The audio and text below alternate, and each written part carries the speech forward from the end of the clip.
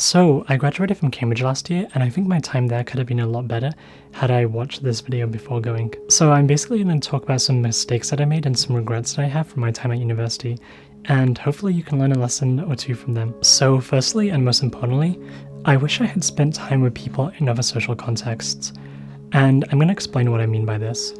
Basically, in secondary school, I used to wonder why, after secondary school finished, why I stayed in touch with 5 or maybe 10% of the people I interact with on a day-to-day basis, and not the other 90%. Or there were some friendships that basically ended after secondary school ended, and we just didn't speak anymore.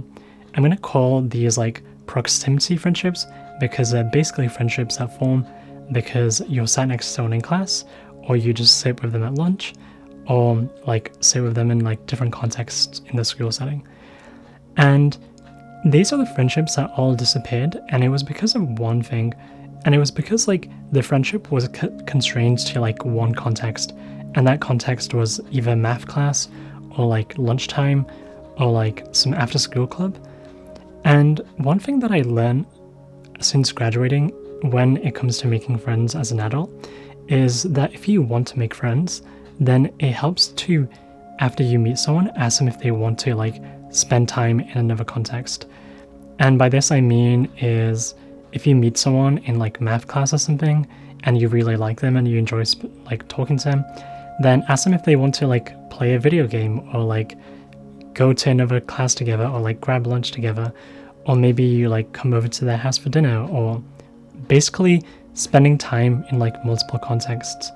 And I found the friends that I became closest to over the years are usually people that I spent time with in like all sorts of different environments and contexts. The thing about repeatedly meeting someone in one particular context is that once that context disappears, then you don't really have a reason to like meet them or hang out again, because it felt like the context was the only thing that was bringing you together. And you find this happening at university as well. I think it just happens as a default, where at university you could sit next to someone in lecture and then like sit with them in the lecture again the next time it happens, and again. Or you would sit with someone in the canteen, or you would meet someone at a society, and then you would meet them again at the next society event, and the next society event.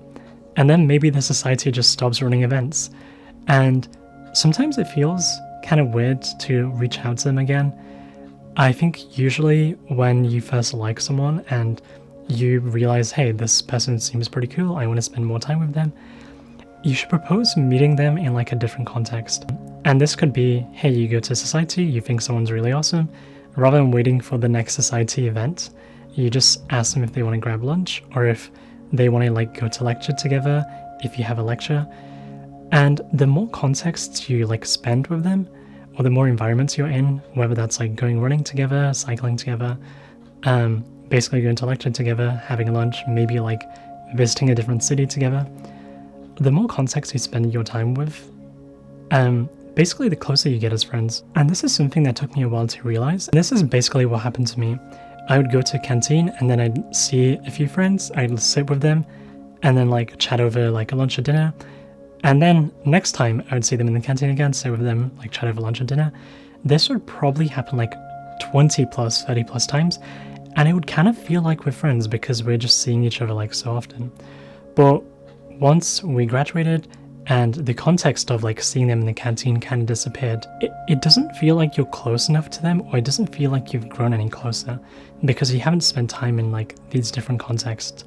And if I took the initiative to maybe ask a friend in the canteen, hey, do you want to get ice cream together after this? And then we just end up taking a long walk and like chatting about something else from what we usually chat about, and then just asking them to hang out another time later that week or like the next week, basically mixing it up.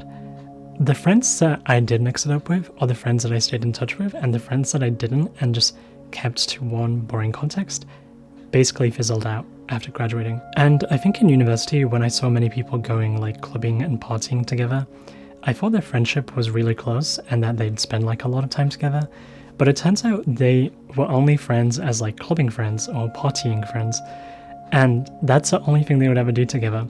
And it's no different from really like sitting with each other in the canteen. They were constrained to one context. And once the university days were over and there no longer was as much like clubbing or partying. Their friendship kind of like fizzles out because the context is no longer there. And I think one way of detaching yourself from the context is to like vary it as much as possible.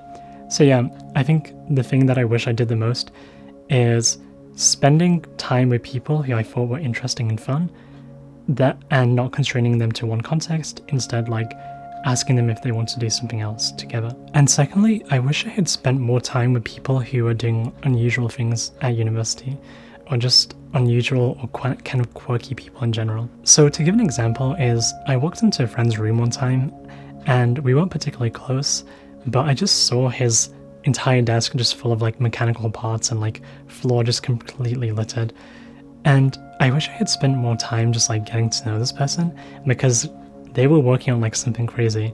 They couldn't exactly tell me what it was about, but I think generally people who enjoyed making stuff and just like spending in their times in ways that most people didn't spend their time were folks that I wish I had spent more time with, since life can get pretty boring after university where you just have this like career or job or something. And I think one thing that makes life interesting is like when you have friends who just carry on doing interesting things. I think there were a lot of people in university who I spent time with who were just living like pretty standard or like somewhat boring or like the traditional life, which was go to classes, do the work, eat food, and then like go partying or something. And it was usually these people who didn't really have anything else interesting going on, and I just found myself struggling to speak to them at length because they didn't have like this personality. So yeah, I wish if I had met someone who just had like 50 JoJo's posters and like made their own posters for some reason, or like made things to sell on like Etsy and had their own like side hustle business going on during university, or just like someone who had a YouTube channel or was running a podcast. I wish I had basically spent more time with these folks. Basically folks who did unusual things or like were makers in some way, because basically all the folks who were makers who I spent time in multiple contexts with, I just ended up staying close to beyond university. So something else that I regret is not exploring enough. And I think something that I've been doing lately is treating my life as a series of like hypotheses that I'm kind of experimenting or testing in a way, and challenging like existing assumptions that I have about myself. So one assumption that I had about myself was I am not comfortable backpacking and living with like a few sets of clothes. And then I tried it for 2 weeks. I went backpacking around Southeast Asia, and I just really enjoyed it. And it turned out I was completely fine just not washing my clothes for a couple of days and living in hostels and everything else, just because like there were so many exciting things to see and do every single day that the last thought of my mind was I should wash my clothes. And this is like an assumption that I had about myself where I'm not comfortable with that. And then I like challenge it by doing a 2-week experiment, which is like doing this for 2 weeks. It could have been like 3 or 4 days instead. And then basically realizing I was wrong. I think another hypothesis that I would have tested during university is I really like care about grades and really want to do well. And let's say that I just like bomb a test on purpose just to see how I would react. Then like it's fine. I might realize, hey, this is actually really important to me and I don't want to bomb this test again. And I might realize like, hey, I don't really care. Like maybe I can just be happy with a lower mark and spend more of my studying time doing other things. Or another assumption that I would have about myself is I get really shy in front of the camera. And one way of testing it is just to like record a video of myself speaking and then post it online. It would get like 2 or 3 views and no one would really care, but at least I would know that I'm slowly getting more comfortable speaking on camera. Or another hypothesis could be I'm just happy to do the bare minimum amount of work, and just try doing the bare minimum amount of work, and you can kind of get a sense of how you feel after doing this. I think one way of seeing this is there's like an optimal point that you want to reach to, and let's say you have a number line 0 to 10 and the optimal point is 7. And what you can either do is you can make one big jump all the way to 9 and then take a few steps back to 7, or you can make like many small jumps all the way to 7. And let's say you want to like figure out how many hours you can study in a day. Just try 2 days where you try and push yourself as much as possible, and then get a sense of what the upper limit is for the number of hours you can study in a day, and then just dial it back towards something you're more comfortable with, rather than being like, oh, I will try 1 hour today, 2 hours tomorrow, 3 hours, and because it just takes longer to get to the optimal point that works for you. I think a third regret that I have is focusing too much on academics, and I think whenever there's a transformational point in your life, or a point in your life of great change, it's worth reevaluating what your priorities are again, and what you like value and how you want to be spending your time. And one case is when you start university, it helps to think to yourself like, hey, what has changed about this environment, and like what game was I playing this before, and should I carry on playing that game? So when I was 14 or 15, I decided I was going to play the academics game, where I basically tried to score as high as possible on every test, revise as much as possible, like basically just studying. And it wasn't until I was like 19 or 20 when I questioned the game that I was playing, and I'm like, hey, this academics game that I'm playing, do I really want to be playing it for the next 3 years or like the rest of my life, really? And I guess the conclusion was no, but had I realized this sooner, I could have been spending my time in other ways. But I think I did realize it soon, because there are many folks who keep playing the academics game until they're like 26, 27, in the middle of a PhD or something, and they just realize that they don't like it whatsoever. I think back to previous points that I mentioned, is had I done a hypothesis, or like tested the hypothesis that I really care about academics and I want to like do as well on every test as possible, and then I like did an experiment, which is basically I put in the minimum effort for 2 weeks and then saw how I reacted, my conclusion may have just been like, oh, I actually don't care as much, because I spent so much time like working on other projects, or like meeting interesting people, or just like thinking about different ideas, that I don't care if I like complete every single problem on this like problem sheet. So that's a hypothesis that I could have tested for myself. And I think if I didn't spend as much time on academics, then I could have spent more time like applying to other programs, or like things that I would have really been grateful for. So I know there were a few programs that I just decided spending an hour or two filling out an application form wasn't worth it, because I had to get another problem done on this problem sheet, and then I wouldn't fill out the application form, and then I'd only get half the problem done as well, and I couldn't finish the other half of the problem. Whereas I spent 2 hours towards the end of university filling out an application form to go to a cultural exchange program in Japan, and then I got on, and it turned out to be one of the most enjoyable times of my life. And I sometimes think, had I spent those 2 hours carrying on with like my problem sheet, would that have really been worth it? I think it's worth bearing in mind what unique position you're in your life, and for many people at university, the unique position they are in is they're surrounded by people all across the country and the world who are bringing like so many different ideas and so many different perspectives to them. If you continue to play a game that a 14, 15-year-old version of yourself decided for you to play, which is like the academics game, I think you might be messing up in a way, or you might have to actually sit down and reevaluate what you actually want to prioritize. And one way of figuring out what you want to prioritize is to just try a bunch of things and basically explore.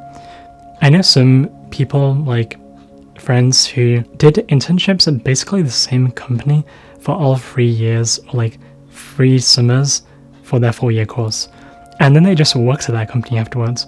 And I think one thing with exploration is, if the person decided to like intern at a different company every summer, then they would have enough like information to know what kind of company they would enjoy working at and what companies they wouldn't enjoy working at. Whereas if you limit yourself to like just one company, then you don't really have or can think of a better alternative or option. So one benefit of exploring is that you just get a lot of information about what you like and don't like, and then you can make more informed decisions in the future. So one thing when it came to picking courses was, hey, like what if I pick this course where you spend 2 weeks in the lab every single day? And I did that course, and then I just realized that I would never want to be in a lab again. And that was useful, because I think in the future, like 5 years later, I'd think to myself, hey, should I become a researcher? Should I have like worked in a lab or something instead? Would that have been more fun? But at least because I explored enough during university, I can come to the conclusion that, hey, no, like I tried working in a lab before, like it would have not been fun. And the same applies to research as well. I did some research during university and then I just realized that I didn't like it whatsoever. And afterwards, now graduating, I don't think to myself like, hey, would I have ever benefited or like been a good researcher or enjoyed research? Because I know the answer is no, since I already tried that out during university. So basically, one thing that I consider in life is you have like this graph, like X along the bottom and Y like upwards. And time is along the bottom and the amount of freedom or like control that you have over your days on the Y. And if you're in primary school or elementary school, you have like very little control or freedom over your life. But as you get older, like the control and freedom you have gradually increases. And for many people, it peaks whilst at university, and then it goes down afterwards because they end up getting like a, I don't know, corporate job where they have to be in the office like for a set number of days and like hours every day. And I think this is fine, but it's also worth bearing in mind that when you have peak like freedom and control of your time, it should also be like one of your peak exploration phases. I guess it also applies if you're on a holiday for like 2 or 3 weeks. It should just be a time when you explore a lot of ideas, whether that be through reading or like watching content or just like chatting to interesting people. Another thing that I regret is basically getting involved in societies in ways that I didn't really care about. I think a lot of people in university sign up to do committee roles in societies, not so much because like it's a role where they will end up developing a lot of skills, but more something that they can put on their LinkedIn to signal to like employers. I'm not actually sure how useful this is as well, where if you've just been like, I don't know, planning one social every year for a society, people fluff this up and put it on their LinkedIn in some really weird way. And usually employers can see straight through this and then see like, hey, this is not really that impressive because everyone else is basically doing the same thing. I think it's probably more valuable to be working on projects or like, I don't know, writing for like a local newspaper or just doing something related to actual work that you might be doing in the job you'd like to do in the future than running social events for societies and hoping that will somehow get you your software engineering job or something. And for me personally, I basically spent too much time in roles where I just wasn't really getting any value and just doing dumb things that the presidents were deciding, where the president would decide it's really good to have like a long alumni survey and then to have me go through all the results for the alumni survey.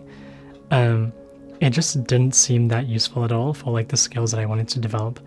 And I think I should have stood my ground and then said, hey, I feel like I'm not really getting any value from being in this role, and I would prefer to be working on things where I am like developing valuable skills or learning something new instead of like passing through like hundreds of responses to this alumni survey that was done like 2 years ago. And I think it goes back to the hypothesis thing that I mentioned, where one hypothesis that I had was I can't really stand my ground in difficult situations, and then practicing it like lightly in this case can help me test that assumption and then help me realize, hey, I'm actually somewhat capable of standing my ground. I think another thing that I regret during university is playing the same game that everyone else was playing. So during the first couple of weeks or months of the year, everyone and even freshers were applying to like investment banking or consulting internships. And I just started doing the same thing. I applied for like 20-30 investment banking internships. I just didn't care about investment banking at all. I think that was like pretty apparent in my applications and interviews as well. But I had to like fake this persona of like pretending that I was interested just so I could still play the same game that other people were playing. I would go to the canteen during lunchtime and then people would be talking about like how many consulting internships they applied to like yesterday. And someone's like, oh, I filled out like 5 applications, or I like did an interview at this place. And I basically fell into the same trap of filling out these like long applications I didn't care about because everyone else was doing it, rather than actually considering, hey, what am I interested in and what would be cool for me to do personally. So one example here is whilst a bunch of friends were applying for consulting investment banking internships, in my second year, I decided, hey, I wonder what it's like to be a like full-time YouTuber. I should like follow or like intern for someone who is a full-time YouTuber. And then I decided to reach out to Ali Abdal and ask him for an internship, and then like end up getting an internship. So I spent the summer testing this hypothesis of like, hey, it might be valuable or like might be exciting to be a full-time YouTuber. Tested it by like interning for someone, and then just also had a more interesting summer and a more enjoyable summer than I would have had if I like did some boring consulting or investment banking internship. Or like, let's say that I was really interested in game design. I could have reached out to a bunch of like game design studios that were pretty small, just asked for basically minimum wage, and just help them out for like 6 or 8 weeks of the summer instead of doing like filling out application forms for like McKinsey internships, which literally thousands of other people have written like applications forms for, and probably have written like very similar responses to you. So you're basically indistinguishable from everyone else. And it may just be better that if you're interested in game design, and this is something you're considering pursuing in the future, to like reach out to 20 game design studios, because your chances of like getting an offer is probably much higher as well, given that firstly, very few people are reaching out to them directly. And secondly, like applications for internships kind of just become indistinguishable. I think one thing that I realized whilst at university is that people really don't like, I don't know, reading application forms. I remember one thing when I was interning for Ali is one of his friends came to office, and then he basically said to me, "Oh, Ray, I'm looking to hire someone for like this particular role. I'm starting a new company, like, do you know anyone who would be a good fit, or do you know anyone who's interested in it?" And that's when I realized that basically when it comes to employers, sending out an application or like opening up an application form is one of the last things they want to be doing. And they'd rather work through like word of mouth, ask their friends, or ask like other people, or maybe even like hope that someone reaches out to them, because it's a lot of effort to open up an application form, interview people, read through hundreds of applications and maybe even thousands. And it's just much easier for someone who's working at a company, who's in charge of recruiting or hiring, to just see an email come in from someone who is just like a really curious and interested student, see them send an email and just like speak to them and hire them, because much fewer people are sending cold emails. I think there's sort of an art or like a skill when it comes to sending cold emails, and I will link some things that I found useful in the description below when it comes to sending like good cold emails. I think another thing that I regret is losing hobbies and passions that I had whilst at university. So I think for basically a couple of months or maybe a year, I just didn't really upload whilst at university because I was too caught up in the work, and I just figured like, oh, I should spend this like 1 hour instead of recording a video just doing an extra problem on the problem sheet instead. And then I just found myself being more sad because I actually really enjoy making videos and like editing videos and then sharing stuff online. I just found myself being sad because I wasn't doing the hobbies that actually like brought happiness to my life.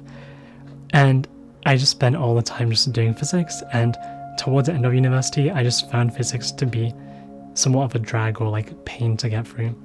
So I think the final few months of university were pretty miserable in the sense I just kept spending all my time doing something that I didn't enjoy doing, and didn't make any time to, I don't know, work on hobbies or like work on a coding project or just something else. I think it didn't really matter if I would fall behind on work a little bit, because at least I was happier day to day. And I think if anything, I would have done my work better because I was happier day to day, and I would have more energy day to day, because I found that working on my passions and hobbies actually gave me more energy for the day instead of actually subtracting from that energy. And a final regret that I have at university is not taking enough photos and videos. I think it's one of the times in my life where I will look back on like basically my entire life, and it would have just been so much nicer to have many more photos or like videos to look back on. I think there are times where me and a couple of friends are all having dinner together, and it's just like a really great dinner, like good vibes, like people making jokes, everything like that. And most of the time I didn't take a photo. Sometimes I did take a photo. I just like stopped everyone and was like, hey, like guys, let's take a selfie. It feels kind of weird or awkward in the moment to say that, but I've actually been very grateful to look back on some of those photos and just be like, wow, that was a really great time. And even the friends who were like, hey, this is kind of weird, just like taking a photo, even they're happy to look back on the photos as well. Yeah, basically everyone's just grateful for any like photos or videos that you end up having. And one way that I see this is basically when it comes to doing activities, it's worth bearing in mind how many years of your life you will have to look back on this memory. So let's say like you will live to 90 years old, and if you take a holiday whilst you're like 60 compared to whilst you're 30, and let's say you take the same number of photos on each, you will have an additional 30 years to look back on the holiday and those memories. And every time you look back on those memories and like the holiday, it will just bring you a little bit of joy in your day-to-day or like week-to-week life, depending on how often you look back on it. So it just makes sense to make more memories and like take more photos and videos whilst you're younger, because you will have more to look back on. And that will just bring you more joy throughout this long life of yours. But yeah, those are basically some of the mistakes and regrets that I have from university. I think if anything else comes to mind, then I'll probably make a video about that in the future.